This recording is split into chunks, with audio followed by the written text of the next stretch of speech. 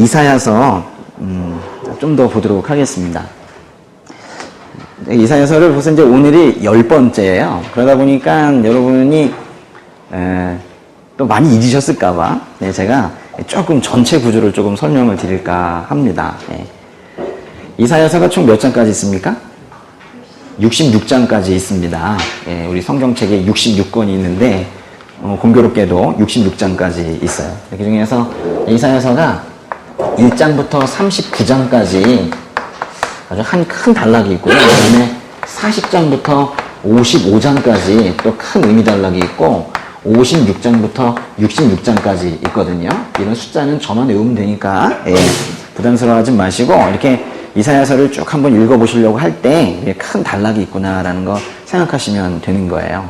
제가 지난번에 한 6시간 잡고 첫부터 끝까지 쭉 최근에도 전 또 한번 또 읽었어요. 계속 읽어야 돼요. 근데 그거를 너무 띄엄띄엄 읽지 마시고 딱 자리에 앉아가지고 끝까지 딱 독파하는 그게 필요합니다. 그래야 하나님 음성이 들리는 것 같아요. 그렇죠? 일관되게 이렇게 읽으시면 좋겠고요. 1장에서 39장. 여기는 보통 뭘 얘기하고 있냐면요. 이건 보통 이게 보통 주전이라고 하죠. BC. 주전 이거는 8세기 이야기예요. 그러니까 700 몇 년 이야기. 그리고 한 200년 정도 지나서 한 150년에서 200년 지난 한 주전 6세기 이야기는 여기에 나오고 여기는 그 이후 모든 시대. 그러니까 지금을 다 포함하겠죠. 그 이후 모든 시대의 무슨 얘기를 하느냐? 이게 만약에 예언서니까 예언이에요. 예언이고 이래요. 근데 이사야는 주전 8세기에서 살았거든요. 그리고 7세기 말쯤에도 살았고. 그러니까 말하자면 요거는 이사야 시대예요. 39장. 그러니까 이사야 시대 예언뿐만이 아니라 이미 예언이 성취된 것들도 많이 있어요. 그러니까 이사야 시대 때 이미 성취된 것들도 많이 있다. 그렇지만 이 뒤에 있는 것들은 순수한 예언들입니다. 이사야가 도저히 알 수 없었던 하나님 음성을 전달하기는 하나 자기도 경험할 수 없었던 그런 순수한 예언들이 여기에 있죠. 심지어는 주전 6세기에 한 150년에서 200년 후의 일들도 예언을 했는데요. 이스라엘 백성들이 끝내 회개하지 않고 나중에 바벨론 포로가 될 것이다 라는 예언들을 여기서 하고 또 심지어는 포로 생활 60년을 끝나고 다시 예루살렘으로 돌아오게 될 것이다 라는 그 놀라운 그 예언까지도 특별히 그때 바벨론을 멸망시킨 페르시아의 고레스라는 아주 명칭이 명확한 그 왕이 이스라엘 백성들을 다시 포로에서 풀어줘서 이스라엘로 돌아가게 할 것이다라는 아주 구체적인 예언까지 하는 그런 구조이죠. 그리고 여기에는 그 이후 모든 시대라고 했지만은 예수님 시대를 포함을 해서 지금까지 이 마지막 시대의 모든 이야기들을 여기다 좀 적어놓고 있는 겁니다. 그래서 지난주까지 이 앞에까지 해가지고 제가 이쪽으로 넘어가려고 했는데요. 이 앞에서 조금 더 하고 싶은 얘기가 있어가지고 오늘 1장에서 39장 사이에 조금 더 얘기를 해보고 싶습니다. 그런데 거기 보시기 전에 1장에서 39장 전체를 아직 안 읽으신 분들도 꽤 있으시죠? 응?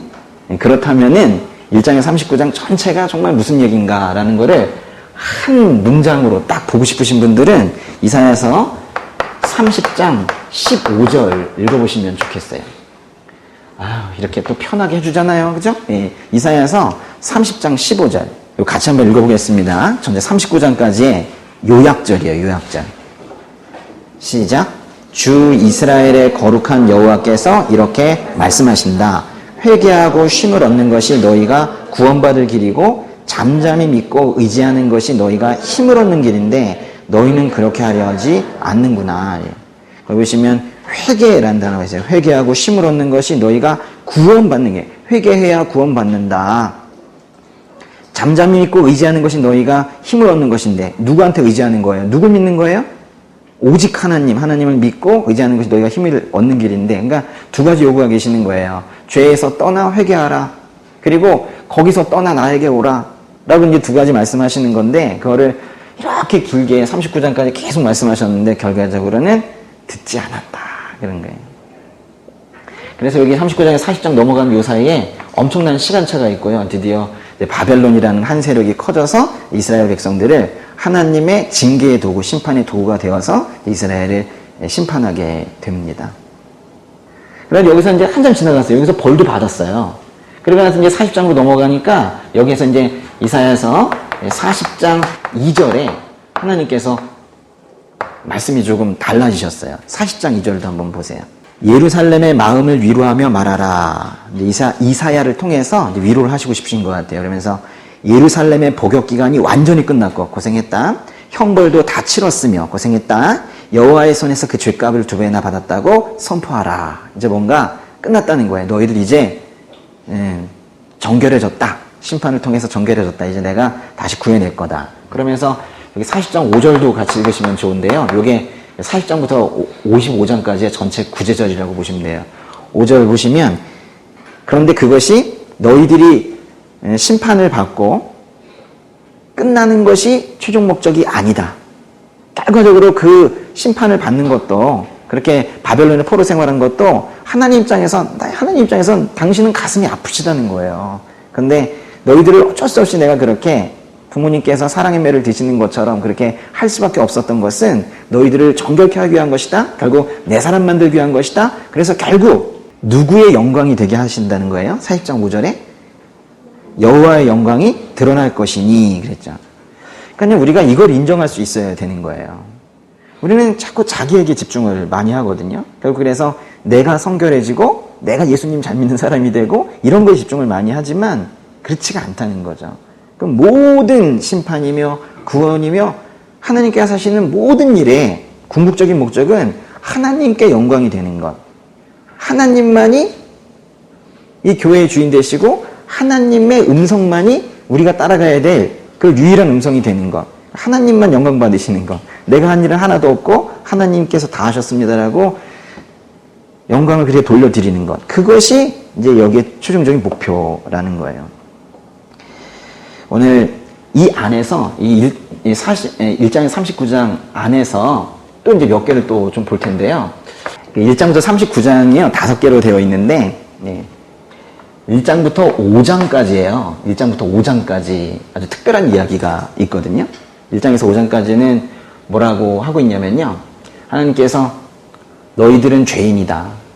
너희들은 패역한 자식들이다. 그렇게 표현을 해요. 그래서 이 패역한 백성들아 이렇게 말하는 것이 바로 1장부터 5절까지예요. 패역한 백성들아.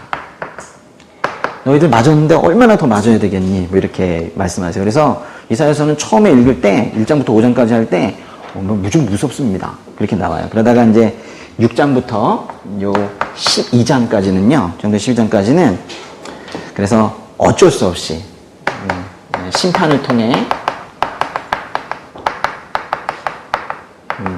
너희를 정결케 하고 말겠다 이렇게 말씀을 하세요.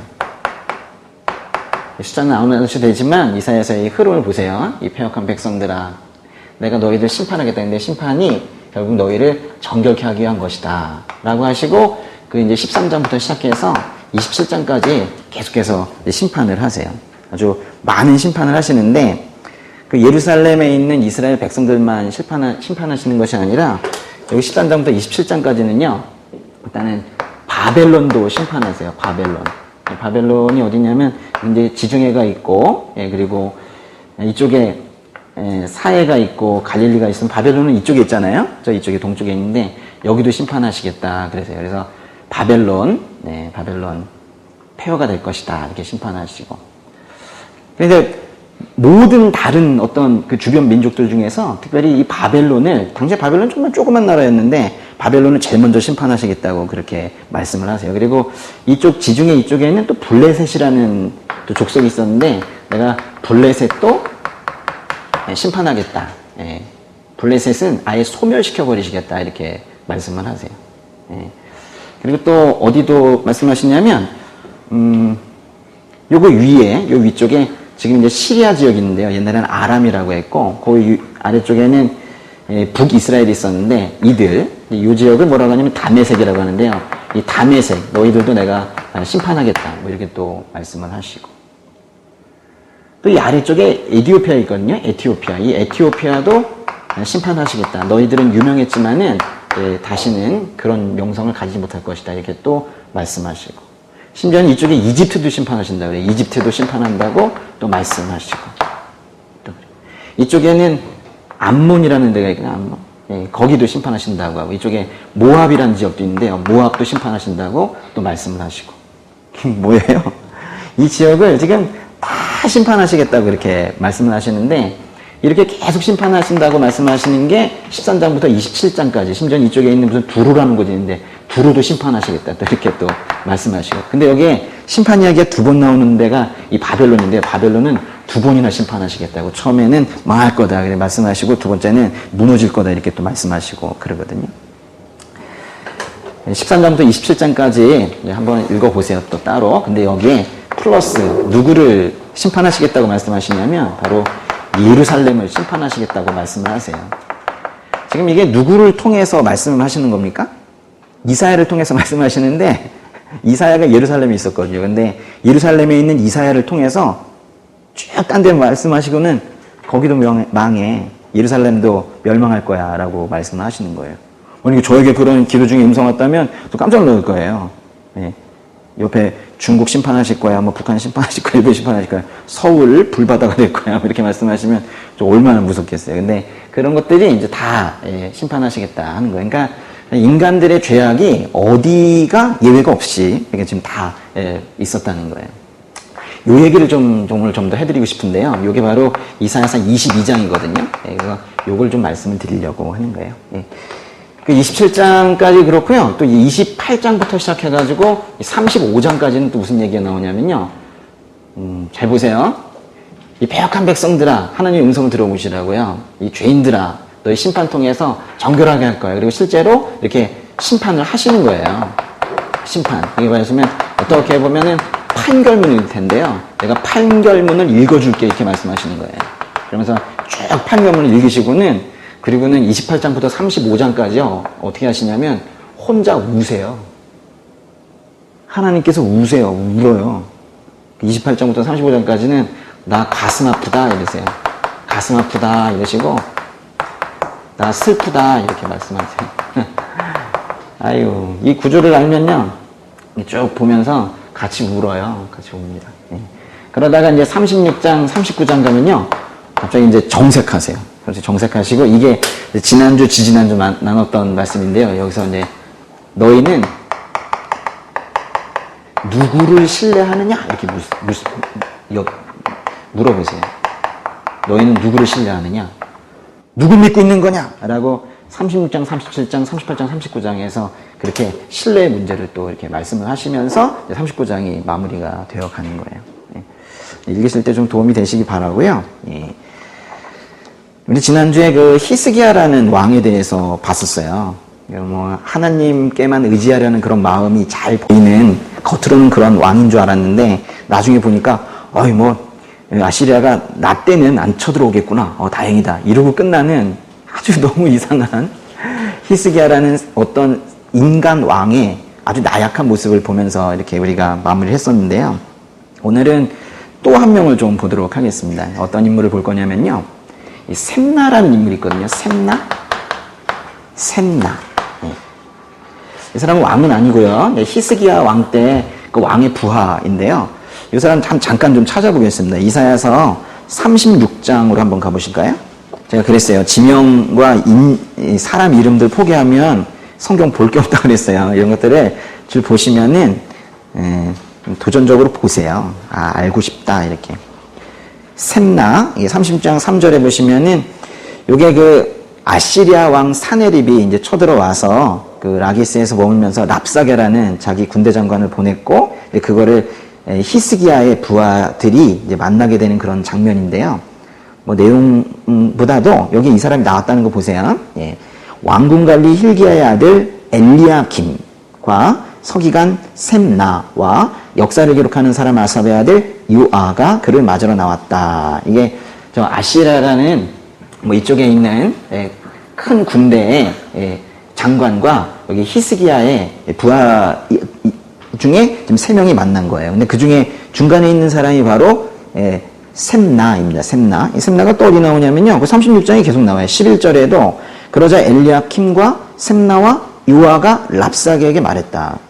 22절에도 나오고요.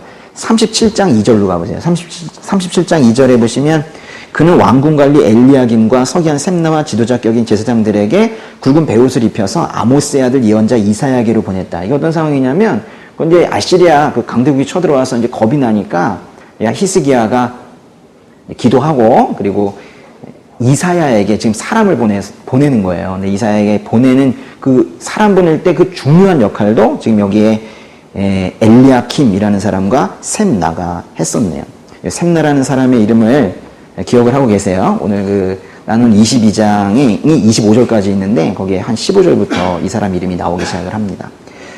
22장 전체를 한번 이해해 보도록 하겠습니다. 1절에요. 22장 1절. 환상의 골짜기에 내려진 판결이다. 너희가 모두 지붕 위로 올라가 있다니 도대체 너희에게 무슨 일이 있기에 그러느냐.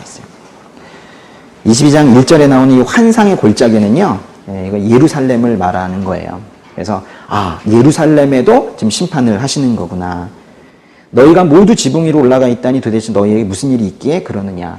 성경을 혼자 읽기가 조금 어려운 부분들이 있는데요. 바로 이런 것들이죠. 여기 지금 사람들이 지붕 위로 올라가 있다는 건 무슨 뜻일까요?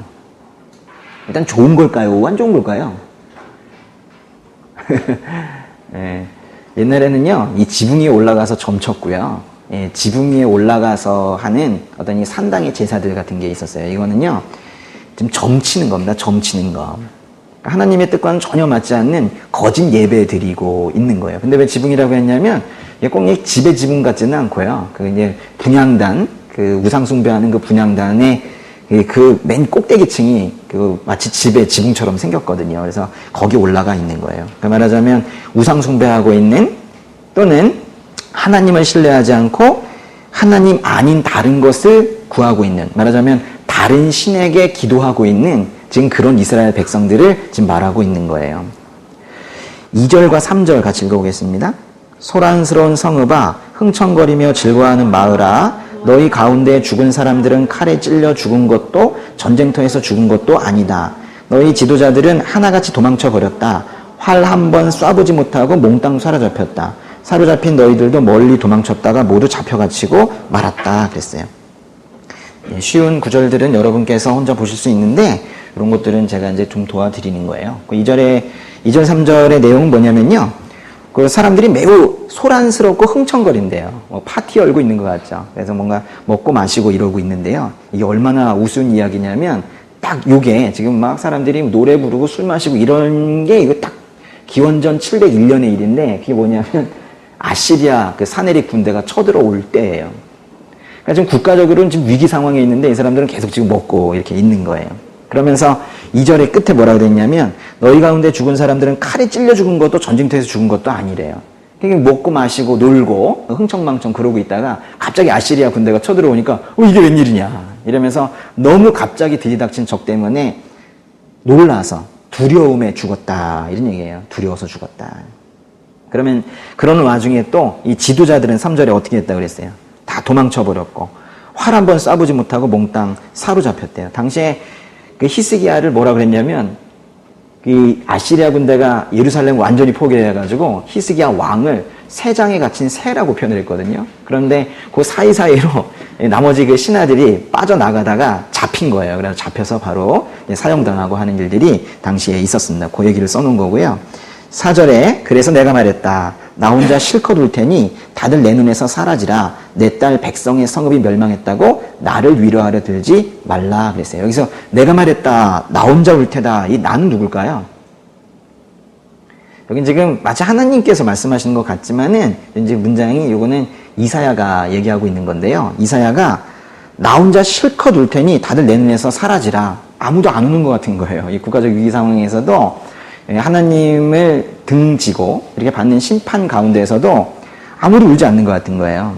그러면서 예언자 이사야가 울어요. 내 딸 백성의 성읍이 멸망했다. 이스라엘이 멸망하는 것 때문에 지금 극한 슬픔으로 지금 울고 있는 겁니다. 근데 왜 이렇게 많이 울고 있냐면요. 이사야는 알거든요. 왜냐하면 이게 심판이라는 걸 알고 이게 하나님의 뜻이어서 돌이킬 수 없다라는 걸 알기 때문인데요. 5절 보세요.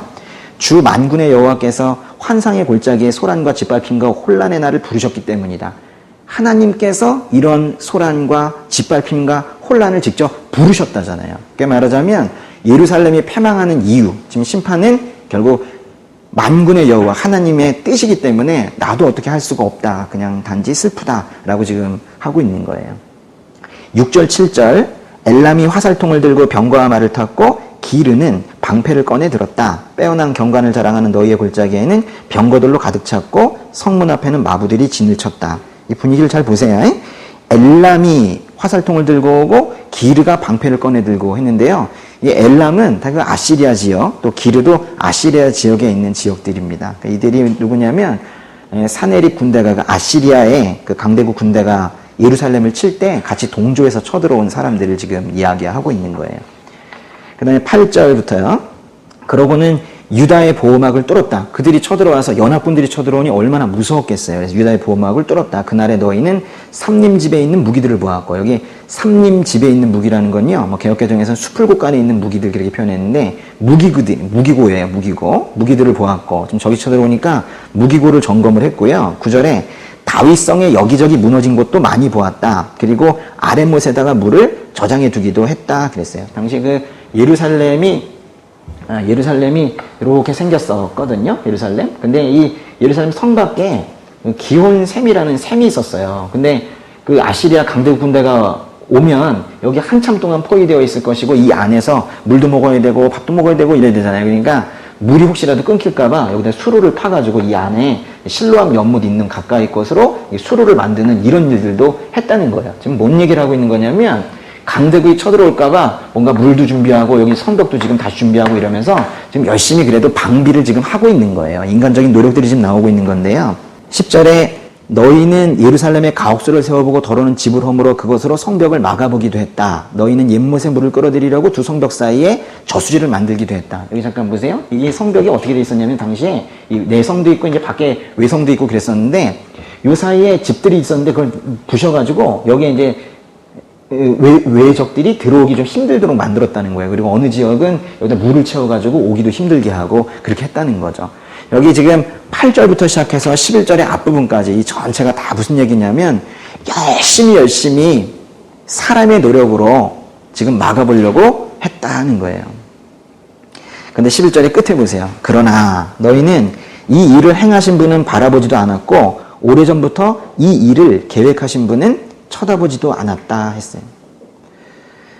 그러니까 이 상황을 지배하시고 역사를 지배하시는 이 주권적인 하나님에 대해서는 전혀 무관심한 상태로 오로지 급하니까 군사적 대비는 한다고 현실적인 대응을 한다고 이렇게 혈안이 되어 있는, 그래서 이걸 인간적인 노력, 세상적인 노력에는 엄청난 아이디어를 내고 굉장한 관심을 갖는 그런 지금 역설적인 상황을 지금 이야기하고 있는 거예요. 8절부터 11절까지 앞부분까지는 잘했다 이게 아닌 거예요. 하나님이 안 보인다는 거예요. 우리가 지금 뭔가 좀 위기의 상황인 것 같고 뭔가 특별히 어떤 걸 준비하고 계시고 할 때 아주 열심히 뭔가를 지금 하고 있는데 저녁에 집에 갈 때 보면 내 삶에 하나님이 없었다는 거예요. 그 결과가 어떤지 보세요. 12절에 보시면 그날에 주 만군의 여호와께서 너를 불러 슬피 울고 통곡하며 너희의 머리칼을 쥐어뜯고 베옷을 입게 하셨다 그랬어요. 여기 보시면 슬피 울고 통곡하며 너희의 머리칼을 쥐어뜯고 베옷을 입는 행동이 이게 바로 회개거든요.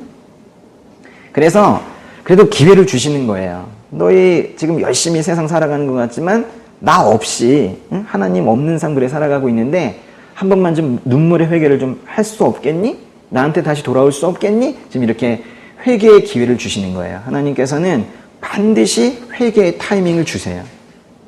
그걸 놓치면 안 돼요. 하나님께 완전히 붙들리지 않은 삶은요, 결과적으로는 이렇게 아주 열심히 뭔가를 해요. 이렇게 하면서도 너무 허망해요. 열심히 자기가 뭐 하는데 자기도 알아요.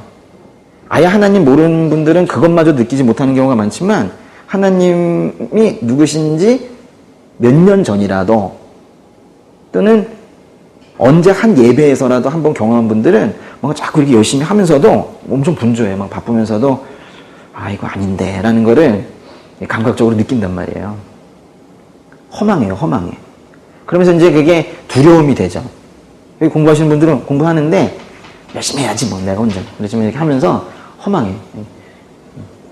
기도 안 하고 있는 거 알거든요. 자기도.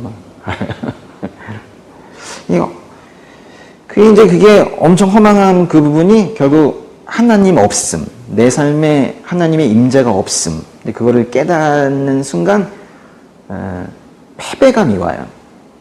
이게 정말 무서운 것이 아직 패배하지 않았거든요.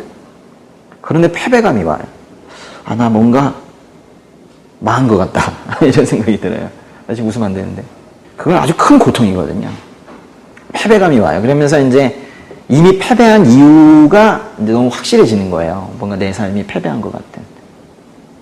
그래가지고 이제 그게 두려움으로 변하거든요.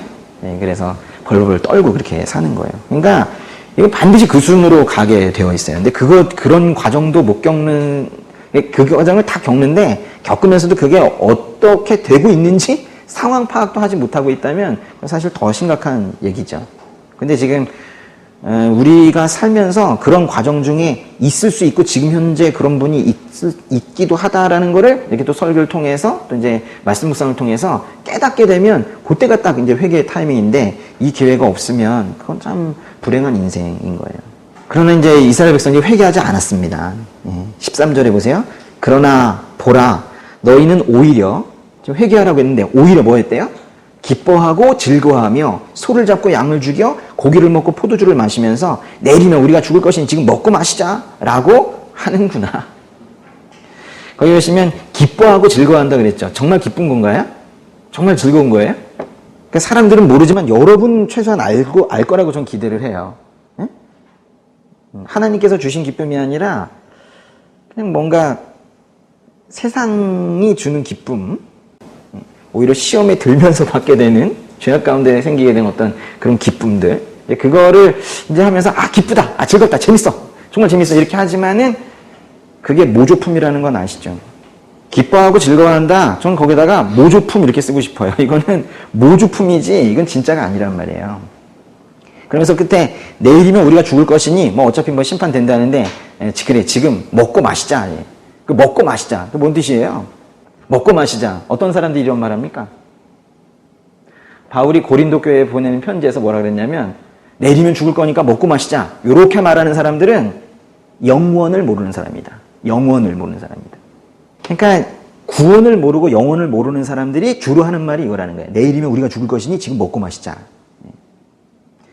가장 불쌍한 사람들, 가장 심오하고 실제적인 어떤 진리를 몰라서 가장 불쌍하게 사는 사람들, 그 사람들이 주로 하는 말이 지금 먹고 마시자. 사람은 이걸 위해 태어났다. 이렇게 얘기를 한다는 거예요.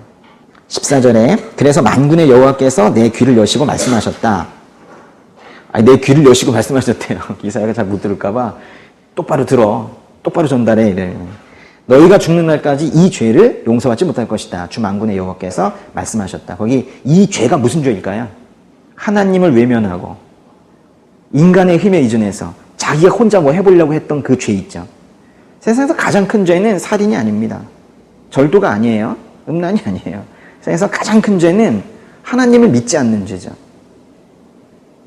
하나님을 믿지 않는다는 것은 하나님을 신뢰하지 않는 죄, 신뢰하지 않은 것, 또 하나님을 떠난 것, 그것이 이 세상에서 가장 큰 죄입니다. 왜냐하면 뭔가 실제적으로 우리가 매일매일 죄를 짓고 있다 하더라도, 죄를 짓는다는 표현은 죄에 졌다 하더라도 하나님 안에만 있으면 그래도 소망이 있거든요. 언젠가 벗어날 수 있고 하나님께서 또 인도하시는데 하나님 떠나면 그 다음부터는 전혀 가능성이 없는 거예요. 영영 가능성이 없는 거예요. 그러니 그것만큼 큰 죄가 어디 있어요. 소망이 끊어지는 것이기 때문에 그래서 가장 큰 죄라고 하는 거예요. 너무 많은 사람들이 또 너무 많은 교회에 나오는 그리스도인들이 예배를 드리면서도 자기를 의지한다는 거예요. 계속해서 자기가 뭔가 해보려고 하고, 특별히 여기 계신 분들 거기 그런 우에 많이 빠져요. 그런 우를 많이 범한다고요. 근데 예수님께서 그런 말씀하신 거 혹시 아세요? 예. 어린아이와 같이 되지 못하면 천국에 들어갈 수 없다? 그러니까 어린아이와 같은 사람만이 예수님과 함께하는 그 하늘나라에 함께할 수 있다. 이렇게 말씀하셨단 말이에요. 그런데 어린아이는 키워보신 분들은 아시죠? 어린아이는 참 악합니다. 죄인이고요. 저는 원죄를 믿습니다. 아이들 때문에 원죄를 믿는데요. 그렇게 악할 수가 없어요. 아이가 뭐 천진난만 거짓말이에요. 얼마나 악한지 몰라요. 악해요. 우리 3명의 아들 다 악합니다. 죄인이에요. 그래서 꼭 제 죄인이라고 알려줘요. 넌 죄인이다. 이렇게. 스스로 이제 고백을 합니다. 죄인입니다. 근데 그러니까 아주 무지하고요. 무지하고 아이라는 존재는 아주 무지해요. 또 성숙하지도 않고 아니 무지하게 자기중심적이어서 이기적이고 그렇습니다. 그런데 왜 예수님께서 어린아이와 같아야 된다라고 말씀하셨냐는 거예요. 무지하고 성숙하지도 못하고 자기밖에 모르고 이렇다 하더라도 결국 위기의 순간에는 엄마, 아빠 이러잖아요. 그게 소망이거든요. 그게. 그래서 어린아이 같이 되라는 거예요. 그러니까 말하자면 자기가 결국 결정적인 순간엔 아무것도 할 수 없다는 걸 미리 인지하고 있어요. 애들이 그거는 알아요. 그걸 어린아이와 같다라고 한 거거든요. 또 부모님의 인도 없이는 자신이 아무것도 할 수 없고 제대로 갈 수 없다는 것도 알 뿐만이 아니라 또 하나 어른들처럼 어른들이 이래 자신의 이제 신분 내가 이 정도 했다. 또 무슨 뭐 짱이 됐다. 그럼 이제 그걸 좀 이용해 먹으려고. 그러니까 자신의 신분, 위치 뭐 그걸 가지고 결국 또 자기를 좀 높여보려고 하고. 저는 요즘에 참 안타까운 것이 살아있는 사람들 동상도 많이 만들더라고요. 요새는. 근데 뭐 그런 것들. 근데 아이들은 그런 생각 안 하거든요. 그러니까 자기 높이려고 하는 뭐 이런 것들 없고. 그래서 이제 예수님께서 어린아이와 같이 돼야 된다 하는 거예요. 그러니까 말하자면 결정적인 순간에 하나님을 찾을 수 있어야 된다는 거예요. 어린아이와 같이. 어린아이 같이 무식하지는 뜻이 아니에요. 더 배워야 돼요. 성숙해야 됩니다. 인격적으로도 더 나아져야 되고 언어도 괜찮아져야 되죠. 예, 지금 우리 언어는 너무 거칠어요. 근데 더 나아져야 되죠. 근데 그러나 어린아이와 같은 그 매달리는 마음 그거는 절대로 잊어서는 안 된다는 거예요. 죽을 때까지. 숨이 코에 붙은 인생이라고 시편부터 시작해서 얼마나 많은 것을 써놨습니까? 우린 지금 죽음이 목전에 와 있단 말이에요. 우리 다음 주에 우리가 이렇게 다 만날이라고 아무도 장담 못합니다. 이건 저주하는 것이 아니라 이게 우리의 본질이거든요. 숨이 코에 붙어 있는 인생, 죽음이 목전에 와 있는 인생, 그런 인생인데 예수님 모르고 사는 인생의 결론이 얼마나 슬픈 것인지를 안다면 그렇게까지 그 목 꼿꼿하게 그렇게 살 수 없을 거예요. 결국 계속해서 하나님께 의지하고 예수님 구해주세요. 그렇게 살 텐데 참 너무나도 많은 사람들이 자칭 의인이고 당당하고 그렇게 살고 있는 것 같습니다. 15절에 주 만군의 여호와께서 이렇게 말씀하신다. 왕궁을 관리하는 여기 나왔네요. 그렇죠? 왕궁을 관리하는 시종장 셈나에게 가서 말하여라. 여기 지금 왕궁을 관리하는 시종장 그랬는데요. 왕궁을 관리한다. 이거는 이제 그 궁궐의 아주 큰 부분을 관리한다는 건데 특별히 어떤 재물, 경제적인 거 이런 거 있죠. 그런 것들을 특별히 담당을 하는 거예요. 그래서 뭐 말은 좀 어려운데요. 왕궁을 관리하는 시종장. 요즘식으로 따진다면은 뭐 기획정부 장관이나 조금 높게 산다면 국무총리 정도 될 것 같아요. 국무총리 정도. 그러니까 오늘 말씀드린 이 셈나는 왕 바로 밑에 사람입니다. 이 셈나는 분명히 그 이사야의 어떤 조언, 이사야의 경고 이런 것들을 제대로 듣지 않았던 것 같아요. 그러면서 이사야의 설교를 조롱했던 그런 사람 중에 한 명인데요. 그것만으로도 충분히 비난받을 만한데 오늘 이제 또 다른 비난받을 이유가 여기에 또 나오게 됩니다. 16절 읽어볼게요. 내가 여기서 무슨 짓을 했느냐? 누구를 위해 이곳에서 이런 짓을 했느냐? 너 자신을 위해 여기에 무덤을 깎아 만들다니 이 높은 곳에 내 무덤을 깎아 놓았다니 바위 안에 내가 쉴 곳을 파두었다니. 지금 이사야가 셈나라는 이 총리에게 지금 말하고 있는 거거든요. 예. 뭐라 그랬냐면 이곳에서 이런 짓을 했느냐? 그 이곳이라는 건 예루살렘 쪽일 것 같은데요. 너 자신을 위해서 여기에 무덤을 깎아 만들었다 그랬어요. 그러니까 예루살렘 이쪽에 있다고 그랬잖아요.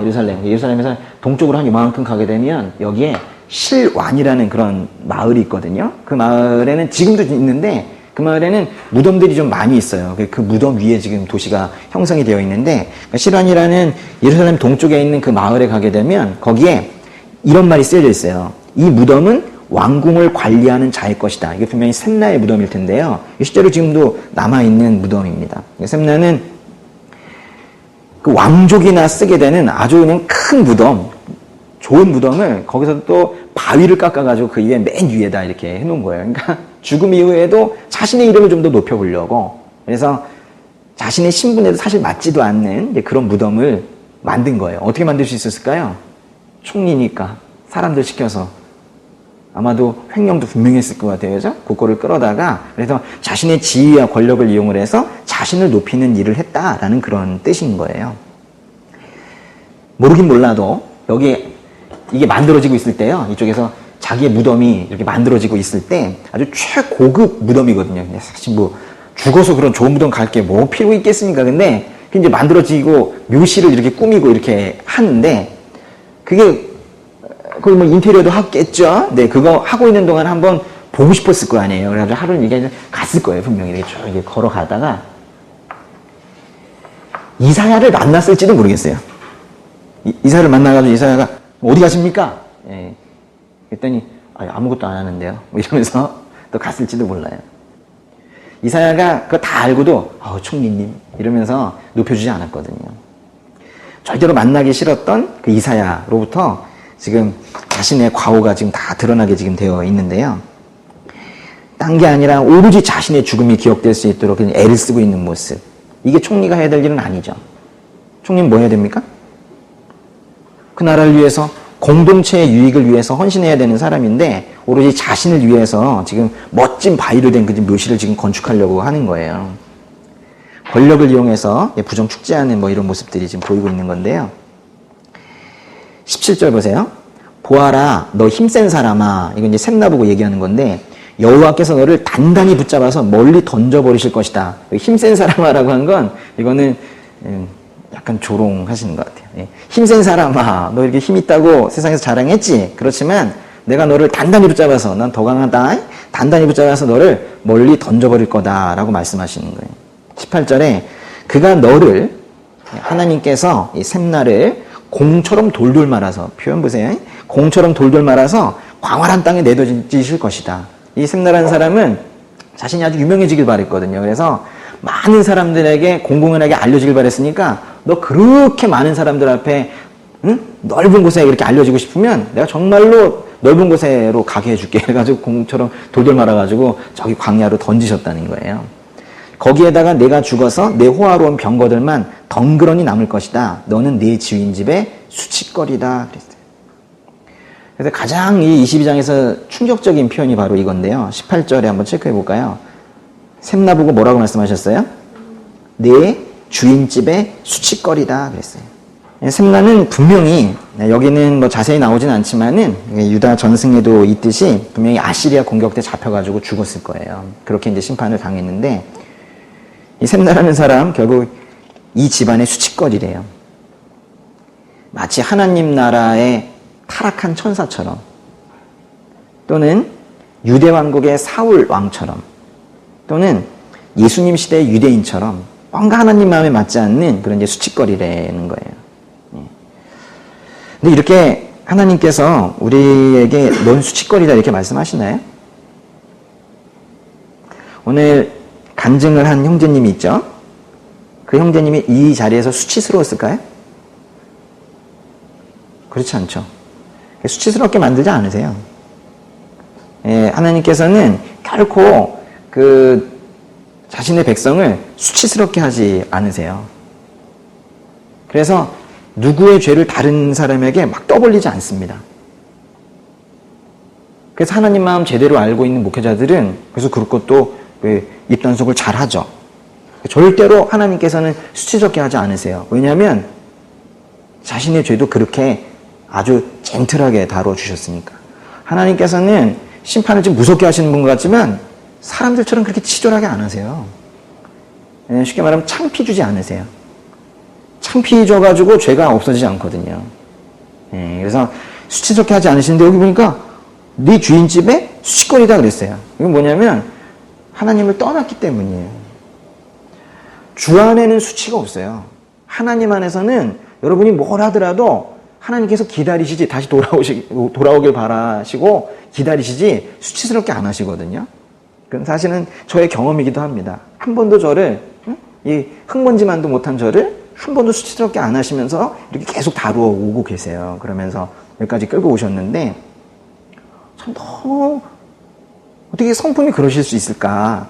감동이에요. 저라면 막 사람들 수치스럽게 했을 것 같은데. 그러니까 갭이 날마다 큰 걸 느껴요. 언니 어쩜 이렇게 나랑 이렇게 다르실까? 그 갭이 점점 커지는 게 저한테는 큰 은혜이긴 한데요. 주 안에 있으면 그래서 안전한 거예요. 우리가 사실 많은 열등감이나 절망감 이런 것들이 수치심에서 오는데 하나님 안에는 수치심이 없는 거예요. 만약에 있다면 그거 버려도 돼요. 예. 그래 하나님께 기도해서 다 씻어 버리세요. 예. 주 밖에 있을 때 그때 이제 사람이 수치거리가 되는 겁니다. 19절에 내가 너를 네 자리에서 쫓아낼 것이니 너는 일자리를 빼앗길 것이다. 결국 해고됐습니다. 샘나는 결국 잘렸어요. 자신의 힘을 자신을 위해 쓰다가 결국 잘린 거예요. 그러니까 말하자면요. 지금 샘나의 이야기가 여기서 끝나는데 이 샘나라는 사람은 총리인데 자신에게 주어진 권력, 자신에게 주어진 어떤 책임 이런 것들을 외면하고 자신만을 위해서 자신의 번영을 위해서 자신의 배불리는 데 지금 쓰고 있었던 거예요. 자신에게 맡겨진 것 이걸 어떻게 해야 되느냐 하는 거예요. 어제 기도 중에요. 아침에 연구실에 일찍 와서 하나님과 좋은 시간을 갖고 싶어가지고 그래서 이제 읽고 싶었던 책도 다 덮고 전 책 읽는 거 좋아하거든요. 제가 그걸 덮는다는 건 엄청 큰 거예요. 이해할 수 없나요? 그래서 책을 덮고 이제 하나님께 기도를 드리는데 아주 명확하게 두 글자를 주셨어요. 얘는 일단 제가 문제 하나 낼게요. 지금 우리나라의 그 체제는 자유시장 경제, 자유주의인데 경제적인 차원으로 한다면 자본주의죠. 자본주의. 맞습니까? 자본주의. 공산주의인가요? 공산주의는 아니죠. 사회주의의 좀 더 강성한 형태가 바로 공산주의인데 비슷한 거예요. 근데 자본주의와 공산주의 어떤 점이 차이가 있습니까? 아주 가장 큰 차이점은 자본주의는 사유를 인정해요. 사유. 그러니까 개인의 재산들을 인정한다는 거예요. 근데 공산주의는 공유예요. 공유. 아십니까? 네, 공유. 그래서 공산주의에는 공유밖에 없죠. 물론 실제적 현실적으로 돌아갈 때는 초고위층들이 모든 권력을 다 가지게 되지만 체계 자체로는 공산주의 사상 자체로는 공유입니다. 그러면은 이 그리스도 그러니까 말하자면 기독교적인 사고는 어느 쪽과 가까워요? 둘 다 맞지 않습니다. 왜냐하면 자본주의는 내 거가 있다는 거잖아요. 공산주의는 뭐예요? 모두의 것이라는 거죠. 기독교는요? 하나님 거잖아요. 그렇죠? 하나님의 것이죠. 근데 실제로는 우리가 지금 가지고 있는 게 있죠. 그렇죠? 뭐 책도 있고 가방도 있고 어떤 분들은 차도 있고 그렇죠? 그럼 그건 뭐예요?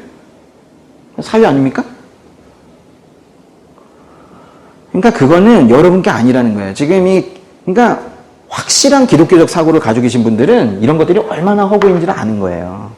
이건 그냥 사람들이 만들어 놓은 체계인 것이고 정말 하나님의 말씀대로 이 성경적 사고를 하고 계신 분들은 이거 두 개가 아니라 이상 모든 것은 하나님의 것이다.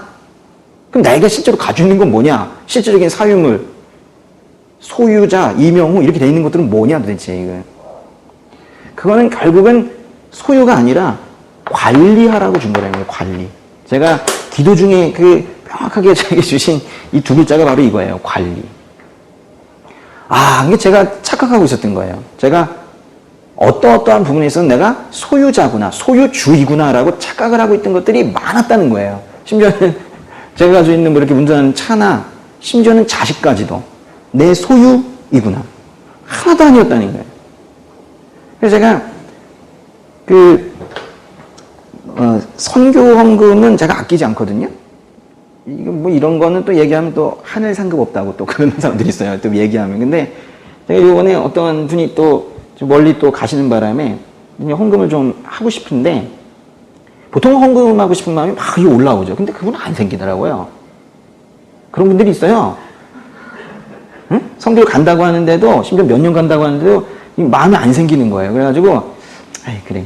이렇게 마음이 안 생기는 거는 안 해야지. 뭐 그래가지고 이제 안 하려고 했는데 어느 날 딱 일어났는데 아침에 너무 마음이 불편해가지고 이제 전화를 걸었더니 아직 출발 안 했대. 오늘 저녁에 출발한대. 그래서 어쩔 수 없이 이제 보냈어요.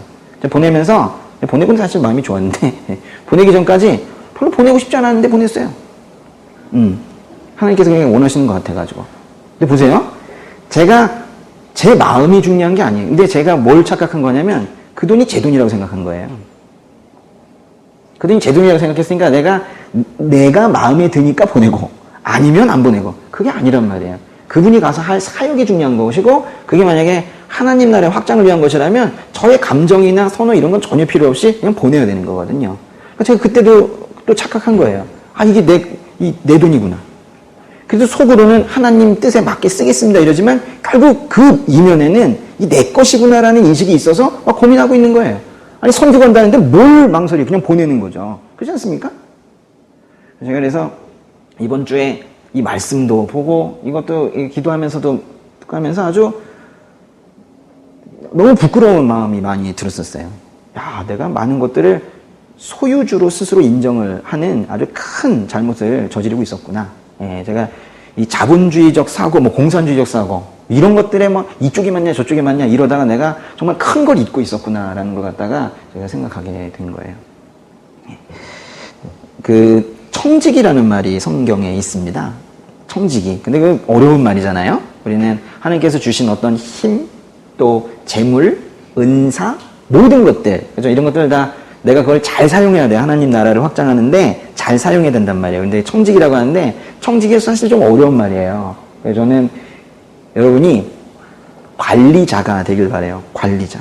하나님께서 주신 것을 잘 관리하는 거예요. 그래서 받았지만 내 게 아니고요. 필요한 데가 있으면 거기에 제때 하나님께서 말씀하신 타이밍에 제때 공급하고 하시는 게 필요합니다. 그래서 은사도 그렇게 사용하시고 재물도 그렇게 사용하시고 그랬으면 좋겠어요. 20절에 근데 이제 다른 사람이 나오는데요. 셈나가 혼났고요. 그 날에 내가 hil기야의 아들인 내 종이라고 했어요. 내 종이라고 뭔가 부르시는 게 달라요. 엘리야킴, 아까 우리 다른 구절에서 셈나와 같이 나오던 그 사람인데요. 엘리야킴을 부르겠다 그랬어요. 엘리야킴, 어떤 엘리야킴 다 같은 말인데요. 하나님께서 세우신다 이런 뜻이에요. 이 이름 자체가 엘이 하나님이잖아요. 하나님께서 세우신다.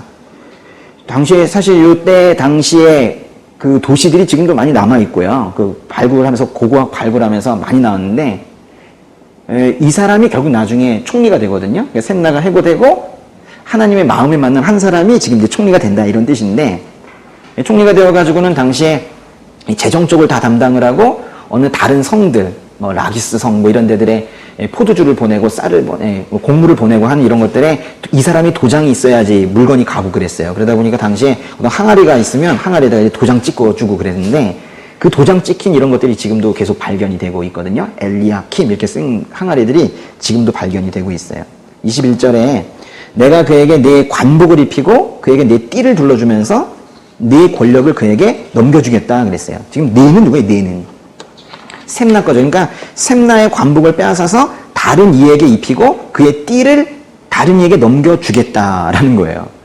셈나는 정말 참아내기 어려웠을 거예요. 왜냐하면 셈나라는 사람은 하나님한테 딱 붙들려 있지 않기 때문에 세상 보여지는 거 좋아하거든요.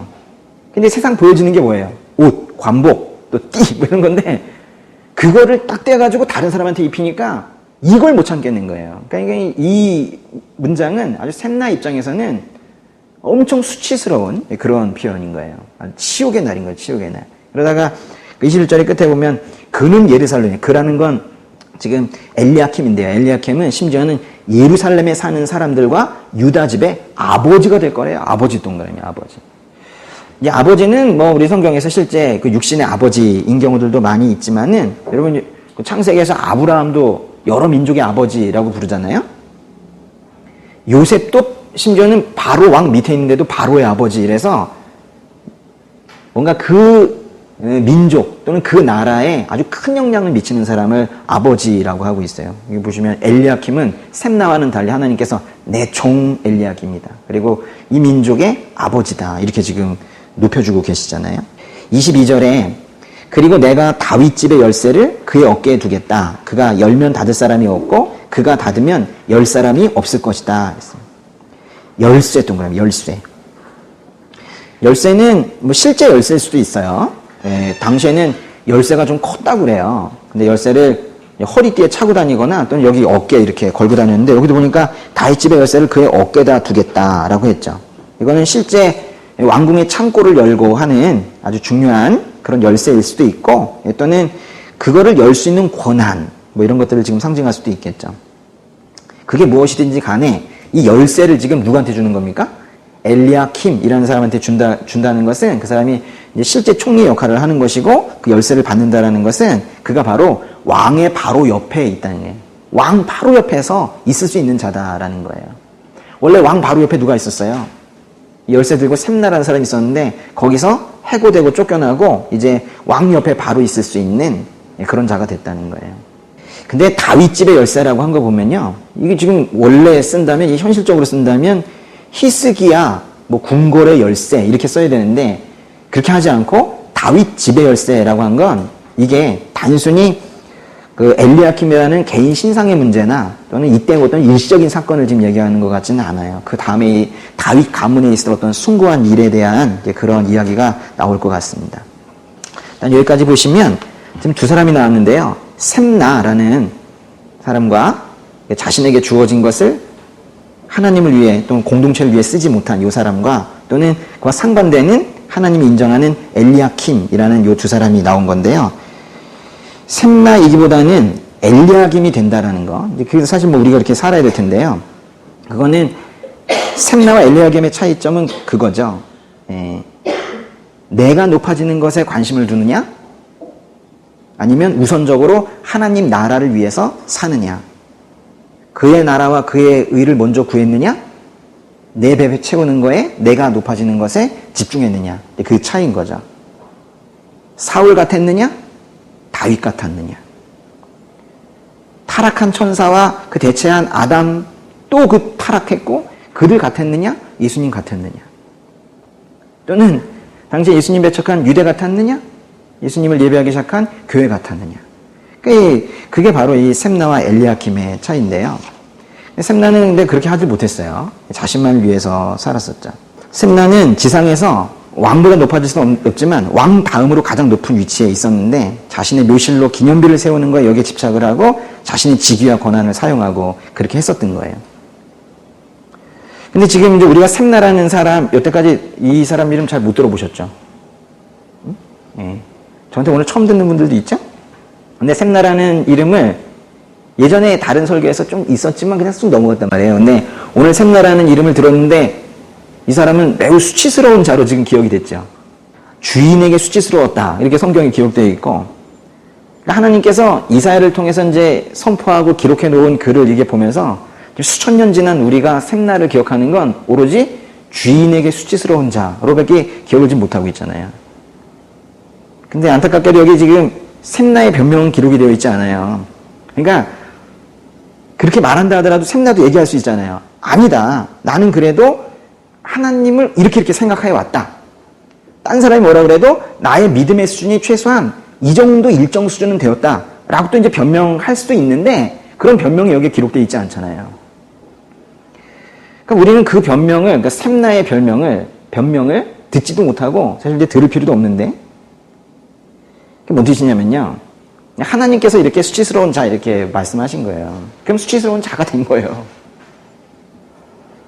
그러니까 우리는 우리가 생각하는 하나님, 나는 하나님을 어떻게 생각한다 라는 거에 대해서 스스로 이제 정의도 내리고 또 뭐 나는 하나님을 이렇게 생각한다 라고 말도 하고 그거에 따라 스스로 기도도 하고 그래요.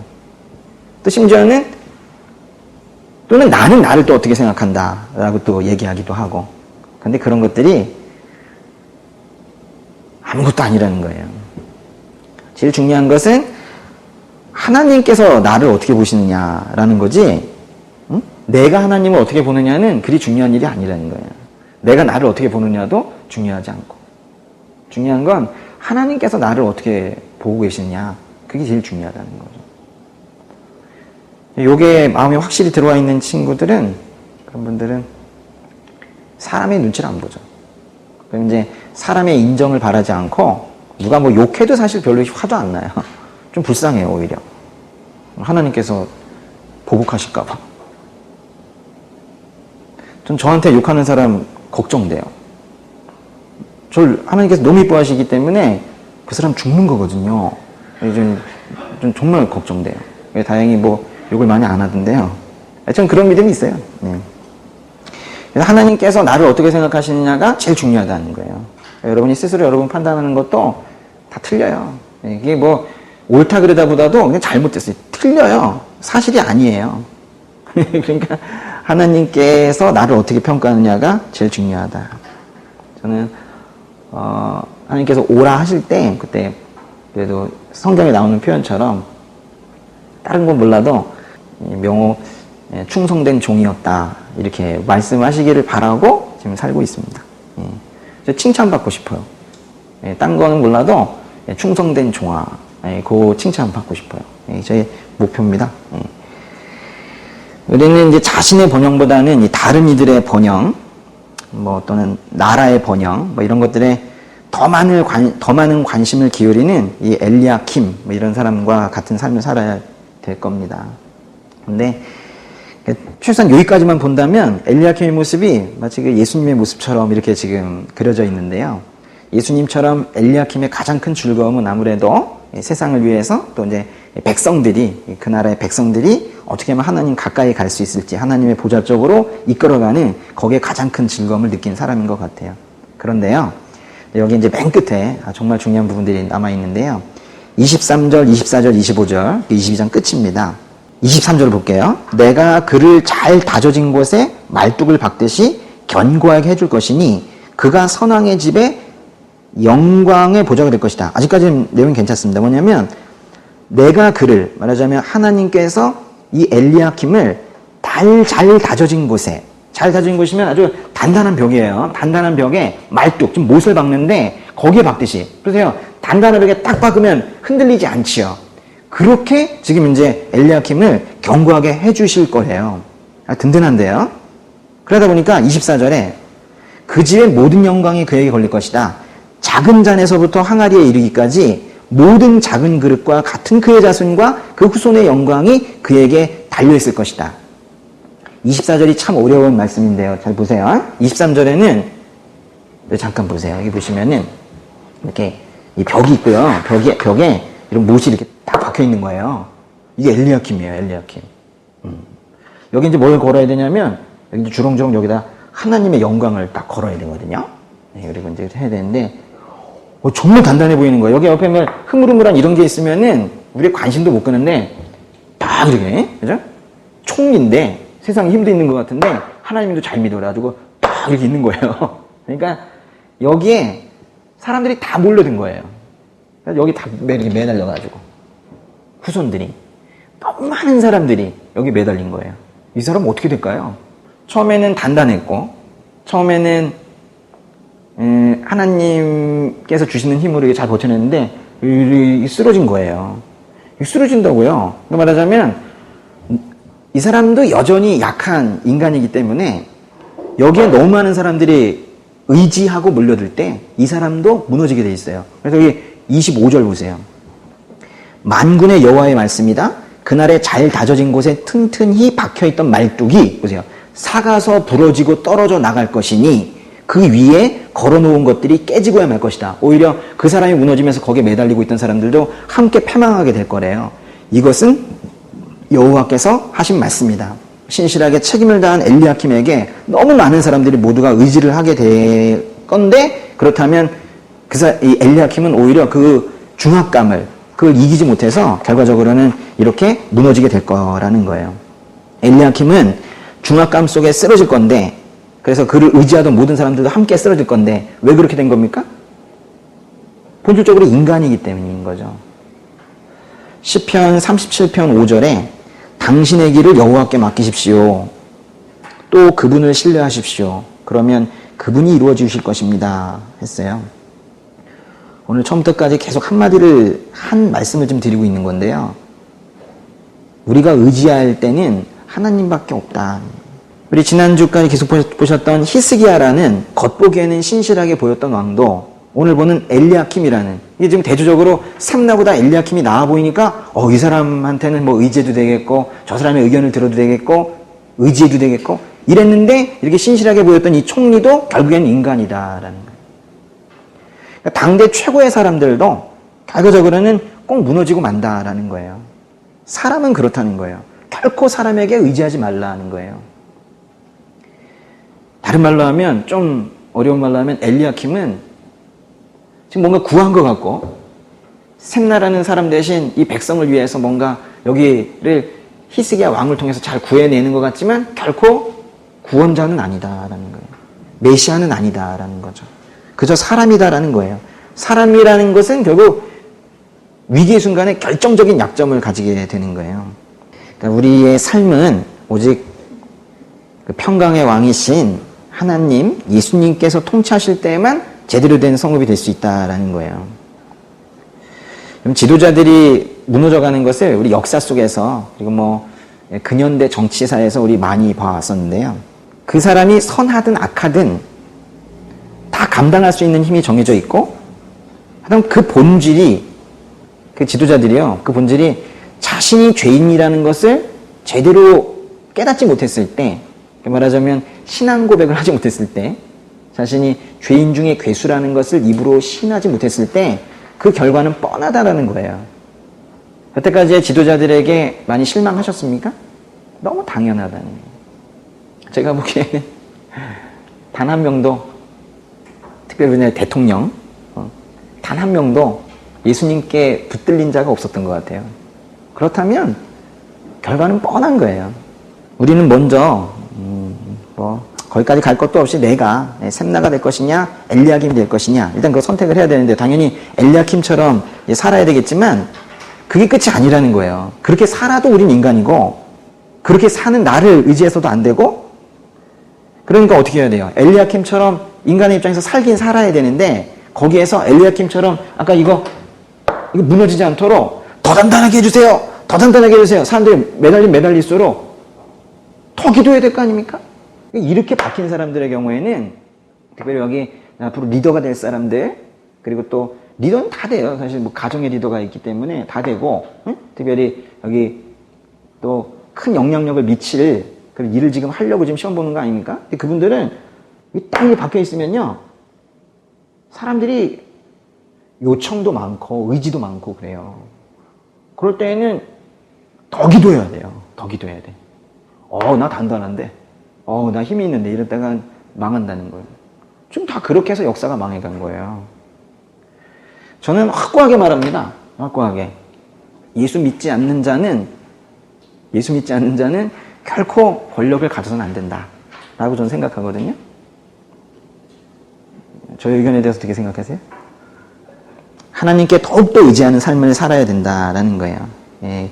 우리는 이렇게 다른 사람에게 뭔가 이익이 되고 또 다른 사람의 삶을 구원으로 이끌면서 완전히 하나님께 순종하며 살았던 분들을 많이 알고 있어요. 또 특별히 구약 성경에 보면 아주 괜찮은 그런 모델들이 많이 있는데, 그렇다 하더라도 결국에는 나중에 보면 인간의 결함이 다 드러나고 많은 걸 지금 우리가 2주째 3주째 지금 보고 있잖아요. 히스기야 괜찮은데 아니구나, 인간이구나. 셈나보다 엘리야킴 괜찮은데 아니구나. 그거 깨달으라는 거예요, 이사야서가요. 근데 사람들은 잘 몰라가지고 엘리야킴 배웁시다 이렇게 설교를 하고 그래요. 그게 아니에요. 히스기야 배웁시다 이러고 얘기하고, 아니에요. 그게 아닙니다. 한 분밖에 안 계시다는 거예요. 하나님밖에 안 계시다는 거예요. 아까 엘리야킴에게 뭐라고 그랬냐면 다윗 집의 열쇠를 가진 자라고 그랬어요. 그런데 이 다윗의 열쇠를 가졌다라는 표현이 계시록에 있는 거 아십니까? 한번 펴보세요. 요한계시록에 3장 7절. 그게 우연히 같은 게 아니고 이사야서 말씀을 거기서 인용을 한 건데요. 계시록 3장 7절 같이 읽겠습니다. 너는 빌라델비아 교회의 사자에게 이렇게 써라. 거룩하고 참되신 이 다윗의 열쇠를 가지신 이 곧 열면 닫을 사람이 없고 닫으면 열 사람이 없는 이가 이렇게 말씀하신다. 여기서 다윗의 열쇠를 가지신 이는 누구예요? 예수님이시죠. 말하자면 구약의 이사야에 있는 엘리야킴도 다윗의 열쇠를 가졌고, 계시록에 기록된 예수님께서도 다윗의 열쇠를 가지셨는데, 그래서 뭔가 모델이 되는 것 같다는 거예요. 그러나 그 사이에는 엄청난 갭이 있다라는 거예요. 엘리야킴이라는 사람이 다윗의 열쇠를 가지고 있었어도 그거는 매우 현실에 있는 인간적인 그런 열쇠를 가지고 있는 것으로 결함이 있을 수밖에 없으나, 진정한 다윗의 열쇠를 가지신 분은 예수님 한 분밖에 없으시다. 예, 특별히 여기서는 엘리야킴은 궁궐의 창고의 문이나 열었겠지만은 예수님께서는 이 다윗의 열쇠로 뭘 여십니까? 천국의 문도 여시고 지옥의 문도 여시고 또는 닫으시고 하시는 거죠. 그래서 여기서 열쇠라는 건 구원의 열쇠, 심판의 열쇠를 좀 다 얘기를 하고 있는 거예요. 근데 중요한 것은 뭐냐면요. 보세요. 지금 다윗의 열쇠를 가졌다라는 표현이 성경에 2번 나오는데 하나는 엘리야킴이라는 인간이 가졌고요. 나중에는 예수님께서 가지셨는데 이 뭐 개 차이는 엄청나게 될 겁니다. 이 다윗의 열쇠를 가졌다는 것은 결과적으로는 어떤 하나님 모르는 사람을 하나님께로 인도해서 구원에 이르게끔 하는 그 키, 그게 바로 이제 다윗의 열쇠인데요. 다윗의 열쇠를 예수님께서 가지고 계시는데 예수님께서 지금 지상에 육신으로 계시지 않잖아요. 그러니까 지상에서 언어와 언어로 불신자들을 예수님 볼 수 없고 느낄 수 없으니까 언어와 언어로 그들에게 직접 말해야 되는 건 누구예요? 우리잖아요. 다른 말로 교회잖아요, 교회. 그러니까 지금 진정한 이 다윗의 열쇠를 가진 분은 예수님 맞습니다. 그런데 예수님께서 지금 그거를 어떻게 하고 계시냐면 성령의 감동을 우리에게 주어서 우리가 동역하도록 지금 하고 계시거든요. 그러니까 지금 다윗의 열쇠를 실제로 가지고 지금 다니고 있는 게 누구냐면 교회인 거예요, 교회. 교회는 이렇게 많은 사람들이 모인 여기도 교회이지만 한 분 한 분도 지금 교회입니다. 여러분 오늘 이걸 아셔야 돼요. 우리는 매우 중요한 사람이다라는 걸 알아야 돼요. 지금 이 시간에 여기 있는 분들이 많겠어요? 밖에서 계신 분들이 더 많겠어요? 소수입니다, 사실은. 특히 노량진 땅은 좀 더 심한데요. 예. 우리는 매우 중요한 사람이다 하는 거예요. 왜냐하면 먼저 알게 된 우리가, 먼저 회복된 우리가 예수님을 보여주지 못하면 세상은 결국 예수님을 알지 못하고 죽게 돼 있어요. 생각해 보세요. 우리가 아니면 누가 알려줘요? 아니 다른 데가 너 뭐 알려줄 거라고 생각하고 계셨습니까? 먼저 회복되고 먼저 만났고 먼저 알게 된 우리가 결국 침묵하고 있으면 아무도 못 만나요. 근데 우리가 열쇠를 그냥 주머니 속에 넣고 있는 거죠. 지금 이렇게 그걸 꺼내가지고 지금 열어야 되는데 지금 그걸 안 하고 있다는 거예요. 세상에 나갔을 때요, 사람들이 우리를 본다고요. 우리가 어쩌면 교회를 대표하고, 우리가 어쩌면 기독교인을 대표하고, 우리가 어쩌면 예수 믿는 자들을 대표하는 그런 사람으로 우리 말 안 해도 세상은 그렇게 볼 수 있다는 거예요. 그러니까 말 한마디도 우리가 함부로 할 수는 없어요, 사실. 근데 만약에 내가 잘못해가지고 나의 잘못으로 어떤 사람이 내가 다윗의 열쇠를 열기는커녕 천국 문을 닫을 수 있죠. 나의 잘못으로 인해서 어떤 사람이 아예 못 만나게 못한다고도 나의 잘못으로 인해서 어떤 분이 예수님 만나는 기간이 늦어진다면 그건 안 되지 않겠습니까? 그러니까 말하자면 저기 지금 우리가 이 엘리야킴 얘기를 나누는 건요, 예수님 정도는 아니어도 지금 우리가 맡아야 될 책임이 있는데요, 그 총리라는 권한을 주었다면 방금 책임이 주어진 거예요. 근데 그 책임이 뭐냐? 구원이 아닌가, 구원. 예, 하나님께서 이 땅에 가슴 아프게 여기고 계신 게 뭐겠어요. 예, 고아처럼 돌아다니고 있는 저들에게 예수님을 알리는 것, 그것이 하나님의 뜻인데 지금 우리가 너무 안일하게 살고 있지는 않는가 하는 거예요. 그렇다고 이제 우리가 뭐 잘하려고 하는데 또 뭐 승질도 내고, 그죠? 분명히 그래, 하나님께서 주신 마음으로 내가 용서하고 가서 내가 먼저 잘못했다고 해야지. 그래, 분명히 저 사람이 나를 뭐라고 했겠지만은 내가 용서해야지. 이런 마음 가졌는데 딱 가서 이제 용서를 하려고 했더니만 그 사람이 왜 왔어요? 그랬더니 에이치 안 해 이래가지고 말고 결과적으로 그 사람이 또 생각하겠죠. 화는 나죠. 예수 믿는다면서 왜 저래? 밀겠죠. 지금 다 그런 일인 거예요. 참 예수 믿는 게 예수님 믿는다는 것이 다른 거예요. 얼마 전에 제 아들이 막 울면서 연락이 왔어요. 그래서 왜 그러냐 그랬더니 돈을 잃어버렸다.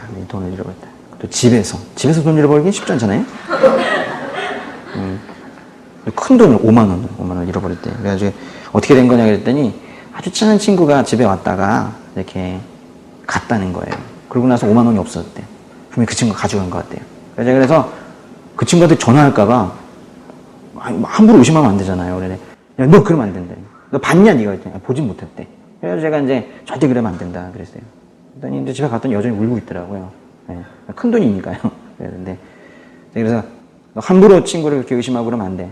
가져갔을 수도 있고 안 가져갔을 수도 있지만 너 안 가져갔다면 그 친구가 평생 그 얼마나 큰 누명에 가슴이 아파할 거야. 절대 아니에요. 그랬더니 지금 아빠 알았어요. 초등학교 좀 4학년짜리가 알았다고 그러더라고요. 그러면서 그냥 한마디만 하면 안 되냐고. 그래서 이제 얘기해봐라 그랬더니 뭐 이렇게 숨바꼭질을 하는데 뭐 어디로는 숨지 말라고 그랬대요. 그래가지고 안 갔대요. 근데 가고 보니까 거기에 자기 지갑이 있고 뭐 거기에서 돈이 빠져 있다고 막 그러더라고요. 정황을 보니까 가져간 것 같아. 근데 제가 얘기는 안 했어요. 근데 얘기는 안 했는데 제가 이제 그래서 제가 여러 가지 정황이 또 엘리베이터에서 뭐 갑자기 돈이 생겼다고 얘기하고 뭐 여러 가지 정황이 딱 보니까 가져갔어. 근데 가져가지 않았을 때 상황과는 다르잖아요. 저기 누명 씌우지 말아야 되니까 조용히 하라고 그랬는데 가져간 것 같아요. 근데 제가 그래도 안 가져갔을 수도 있다 얘기했어요. 근데 만약에 가져갔다면 너 어떻게 할래? 그랬어요. 그러더니 걔가 어떻게 해야 될지 모르겠다는 거예요. 그래서 제가 뭐라 했냐면 용서해야 된다. 그래서 절대로 아는 척 하지 말고 그냥 모르는 척 하라 그랬어요. 모르는 척 하라. 얘가 좀 당황하더라고요. 그러면서 그러면 얘기하면 안 되냐요. 그러면 얘기하면 안 된다고 그랬죠. 혹시라도 그 아이가 나중에 마음이 찔려가지고 그때 이제 가져오면 그때는 그냥 괜찮다고 하고 받고 만약에 아니면은 결코 죽을 때까지 말하지 말라. 하는 게 좋겠다고 아빠는 생각한다. 왜냐면 우리는 손해도 좀 나고 사는 사람이다? 너 그게 하나님 믿는 거야. 제가 얘기를 했어요. 근데 네가 손해나기 싫으면 말해도 돼. 근데 아빠는 그렇게 생각한다. 너 어떻게 할래? 그랬더니 아이가 저보고 뭐라 했냐면 아빠의 말대로 할 거예요. 그래서 용서하기로 했습니다. 이렇게. 그 나이 때, 그 나이 때, 배워야 되는 내용들이 좀 다른 거예요. 또 하나님을 믿는다라는 것은. 그래서 제가 또 좀 더 얘기했어요. 근데 만약에 그 아이가 나중에 아주 시간이 많이 지나서, 옛날에 네 돈 좀 가져간 거 있었는데, 너 어떻게 그걸 참을 수 있었느냐? 그럴 때, 그때 하나님을 전해야 되는 거다. 제가 얘기를 했었거든요. 그러니까 우리가 궁극적인 목적은 다 내 마음이 편하게 한 게 아니라 다 뭐예요? 하나님을 전하는 거에, 거기에 있어야 되는 게 이게 정상적인 삶인 거예요.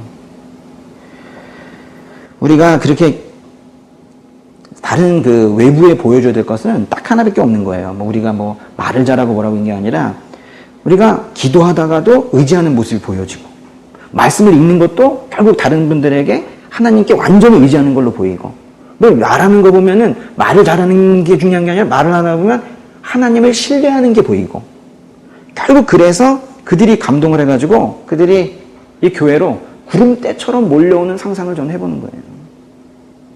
지금 가려고 나오잖아요. 와라 이러는데 그냥 우리가 먼저 변해서 그들이 그냥 자석에 끌려오듯이 구름대처럼 막 몰려오는 그런 상상을 좀 계속 하는 거예요. 그게 돼야 되지 않겠습니까? 네, 기도하겠습니다.